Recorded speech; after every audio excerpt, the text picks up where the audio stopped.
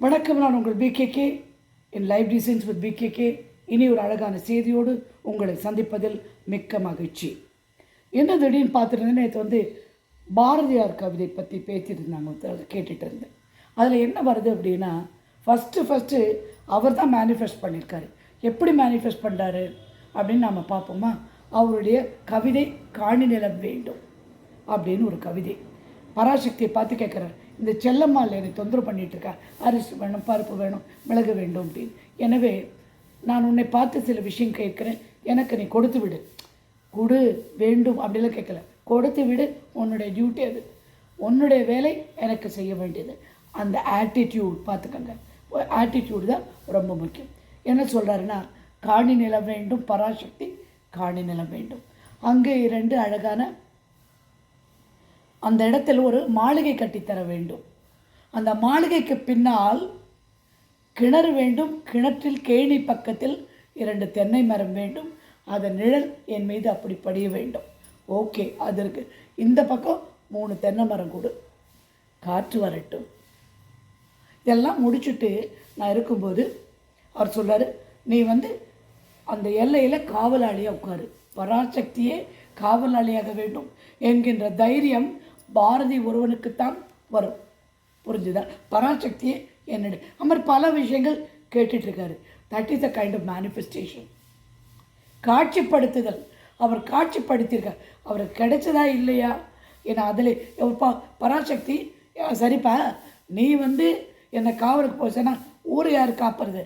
நான் என் கவிதையால் ஊரை காப்பாற்றி விடுவேன் அப்படின்னு சொல்கிறார். அப்படிப்பட்ட ஒரு அருமையான மேனிஃபெஸ்டேஷன். ஒரு முன் உதாரணமாக எடுத்துக்கோங்க.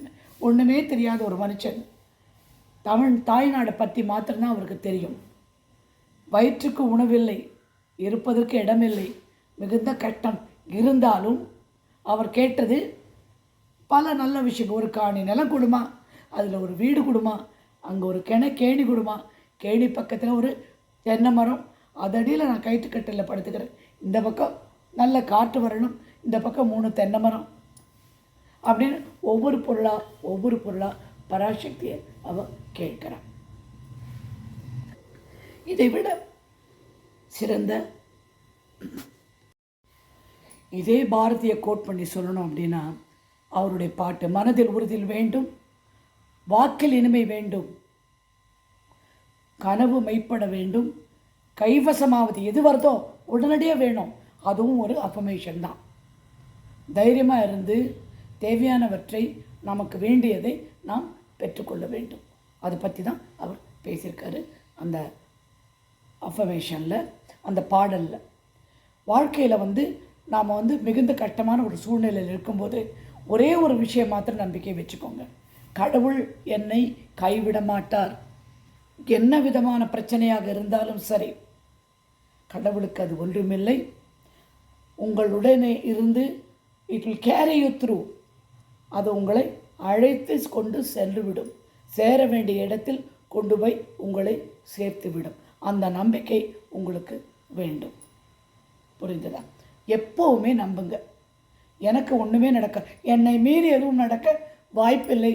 நீங்கள் நம்பினா ஆட்டோமேட்டிக்காக எந்த சிச்சுவேஷனும் உங்களால் தாண்டி அதை தாண்டி வர முடியும், இயலும்.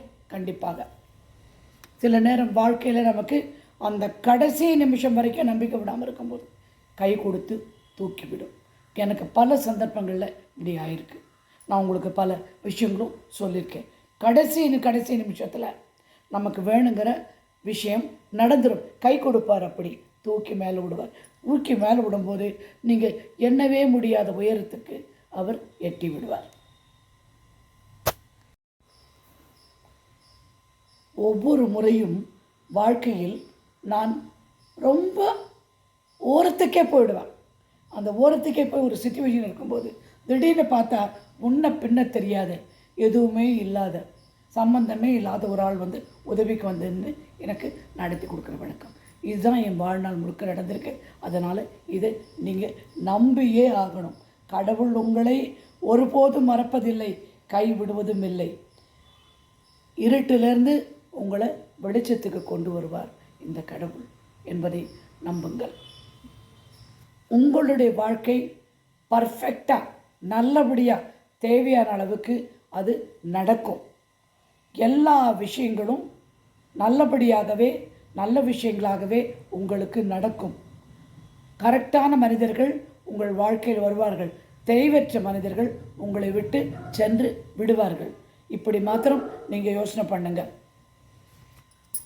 ரொம்ப அழகான ஒரு வீடு உங்களுடைய மன அமைதியும் சந்தோஷமும் கொடுக்கும். சிறந்த வேலை உங்களுடைய வாழ்க்கையை முன்கொண்டு செல்லும். காலையில் நீங்கள் எழுந்துக்கும் போது உங்களுடைய அழகான வீட்டில் உங்கள் குடும்பத்தாருடன் மனைவி, மகள், தாய், சகோதரர் என்று அன்பு நிறைந்த ஒரு கூட்டத்தின் நடுவே தான் நீங்கள் விழிப்பீர்கள். உங்களுடைய என்ன சொல்ல தமிழ் லீவு நாள்லாம் இருக்கு இல்லையா, சண்டே, சாட்டர்டே, ஹாலிடேஸ், இதெல்லாம் ரொம்ப இன்பமாக நிச்சயமாக உங்களுக்கு கழியும். நீங்களும் உங்கள் குடும்பத்தாரும் உல்லாச பயணம் செல்வீர்கள். கோவில்களுக்கு செல்வீர்கள். மனதுக்கு உகந்த நல்ல விஷயங்களை சாப்பிடுவீர்கள். வாய்க்கு ருசியாக சாப்பிடுவீர்கள். மனதுக்கு உகந்த நண்பர்களோடு நீங்கள் வாழ்க்கை நடத்துவீர்கள். நீங்கள் செய்கின்ற ஒவ்வொரு காரியமும் ஒவ்வொரு விஷயமும் மற்றவர்களால் பாராட்டும் விதத்தில் அமைந்துவிடும். அமைதியும் அன்பும் பாசமும் செல்வ செழிப்பும் ஆரோக்கியம் மாத்திரமே உங்களுக்கு உரியதாக இந்த உலகத்தில் இருக்கும் என்பதை நம்பிக்கை, தன்னம்பிக்கை மிக முக்கியம். இது ரொம்பவே முக்கியம். இந்த மாதிரி நினைத்துக் கொள்ளுங்கள்.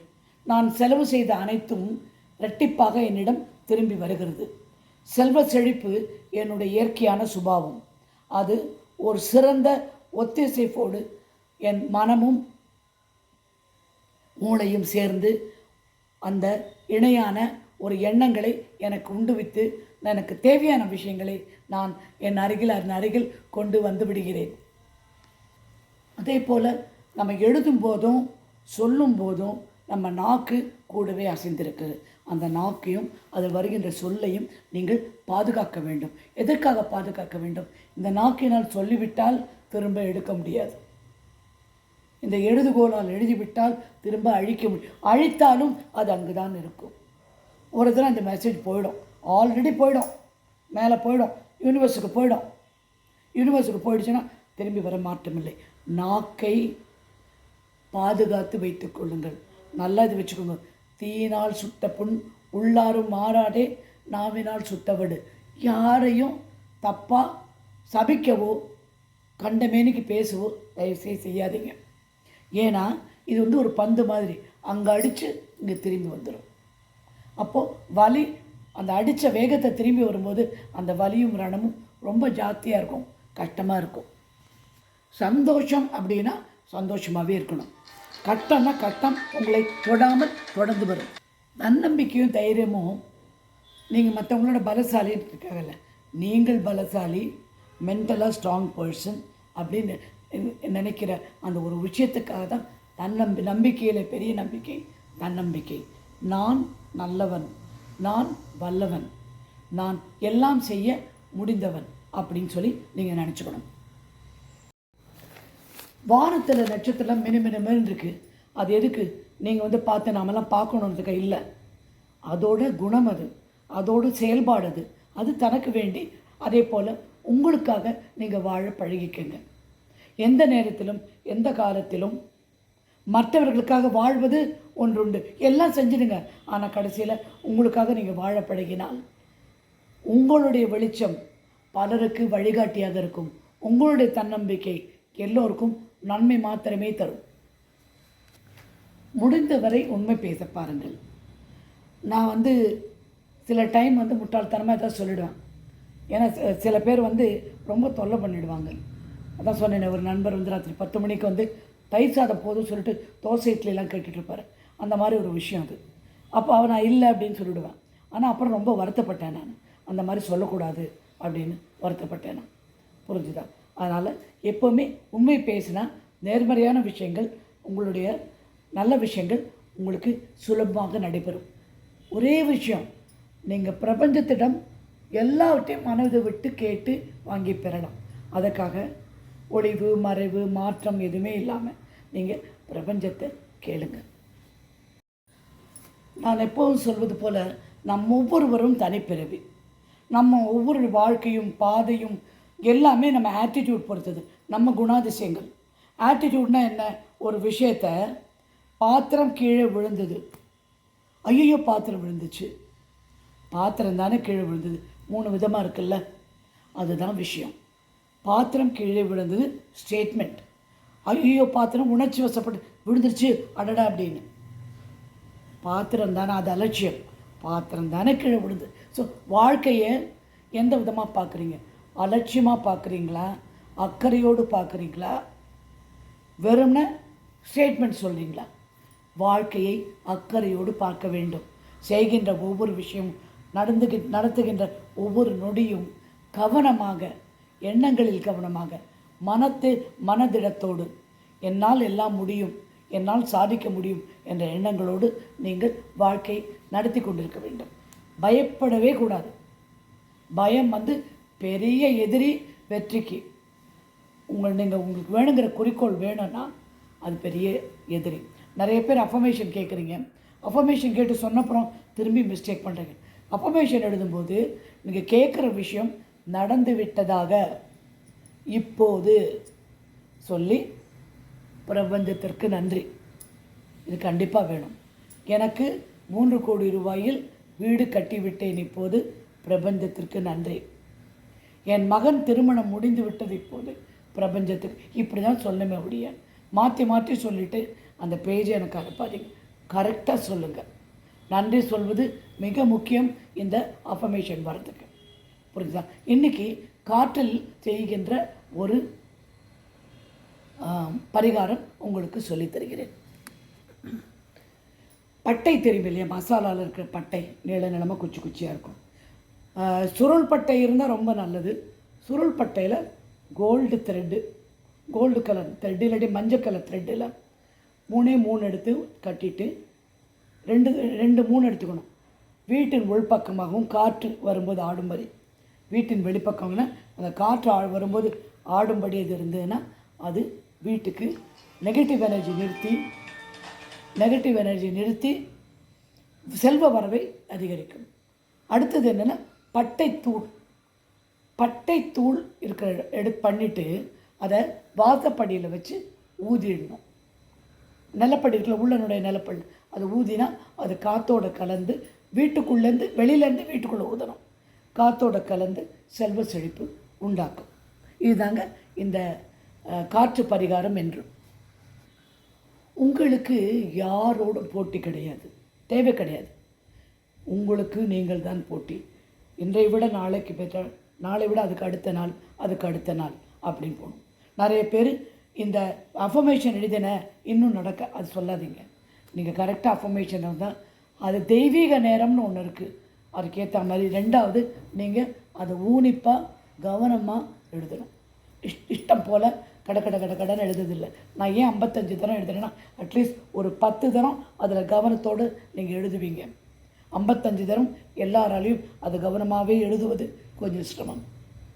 அதே மாதிரி நீங்கள் ஓரலாக சொல்லும்போது காதில் அடைச்சி கொண்டு ஒரு வேணும்னா ஒரு ரெக்கார்டிங் போட்டு எடுத்து அதை காதில் வச்சு மிஷின் வச்சு ப்ளூடூத் வச்சு அழகாக கேட்டு பாருங்கள். பலவிதமான டெக்னிக் இருக்குது. ஒவ்வொருத்தருக்கு ஒவ்வொரு டெக்னிக் உபயோகம் ஆகும். உங்களால் எல்லாம் செய்ய முடியும். 40 வயசில் ஒரு புது வேலையில் சேரலாம், 50 வயசில் காதலிக்கலாம், 60 வயசில் ஆடலாம். நிறைய பேர் ஆடி வீடியோலாம் போட்டிருக்காங்க. 70 வயசுக்கு மேலே என்ன மாதிரி ஒரு யூடியூப் சேனல் ஆரம்பித்து சக்ஸஸ்ஃபுல்லாக வரலான்னா உங்களால் ஏன் முடியாது? உங்களால் எல்லாமே முடியும். அந்த நம்பிக்கை மாத்திரம் நீங்கள் வச்சுக்கோங்க. உங்களுடைய தன்னம்பிக்கை அதுதான் மிக மிக முக்கியமான ஒரு கருவி உங்கள் வாழ்க்கையை மேற்கொண்டு போக, கட்டங்களை தாண்டி நீங்கள் வருவதற்கு. தன்னம்பிக்கை மாத்திரமே, இறைய நம்பிக்கை, தன்னம்பிக்கை, பிரபஞ்சத்தை நம்புங்கள். நிச்சயமாக உங்களுக்கு தேவையான விதத்தில் உங்களிடம் வந்து சேரும். இனி ஒரு அழகான செய்தியோடு உங்களை மீண்டும் சந்திக்கிறேன். அதோட முக்கியமான ஒரு விஷயம் சொல்ல மறந்துட்டேன். என் சேனலுக்கு சப்ஸ்கிரைப் பண்ணுங்கள், ஷேர் பண்ணுங்கள், பிடிச்சிருந்தால் லைக் பண்ணுங்கள். இது கண்டிப்பாக எனக்காக செய்யுங்க.